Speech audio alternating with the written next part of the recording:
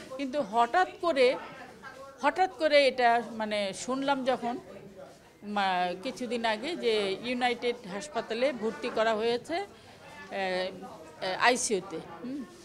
তো আমরা আবার প্ল্যান করলাম যে যাব দেখতে। তো আগে ফোন করা হলো, ফোন করার পর বললো কি না, কাউকে দেখতে দিবে না, কাউকে ডাকতে দিবে না, কারণ সিরিয়াস ভালো আছে এটা।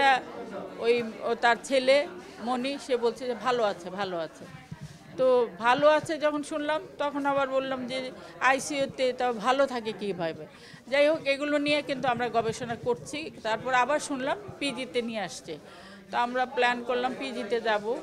তো পিজিতে যেদিন যাব বললাম, কালকেই তো মারা গেছে। পিজিতে যাব, এই সময় শুনি যে খবর আসছে মারা গেছে। হ্যাঁ হ্যাঁ, আসলে জ্বর যদি হয়ে থাকে, বাসায় একটি মহিলা আছে, আমি যদি থাকি, আমার যদি কেউ না থাকে, তার তো ছেলে ছিল, তো তার জ্বর চলছে অনেক দিন থেকে, সে অসুস্থ, তাকে ডাক্তার দেখায়নি কেন, কী কারণে দেখায়নি? ডাক্তার দেখায় নাই বা কোনো রকম যত্ন নেওয়া হয় নাই, আমি এটা মনে করি যে যত্ন নেওয়া হয় নাই।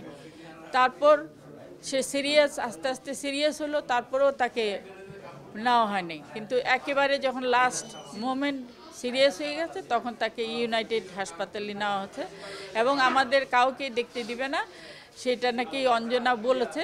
কাউকে দেখার দরকার নেই, সে তো অসুস্থ, সে অজ্ঞান, সে কি করে বলে যে কাউকে দেখতে দিবে না?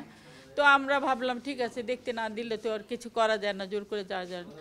তো আমার কথা হলো যে আপনাদের কাছে অনুরোধ থাকবে যে অঞ্জনা আসলে, আমি জানি যে, আমি না, ইন্ডাস্ট্রি সবাই জানে, খুবই ভালো একটি মেয়ে, হাস্য উজ্জ্বল একটি মেয়ে, যে যার কোনো মানে অহংকার ছিল না, কারো নামে গীবত গাওয়া এই স্বভাব ছিল না।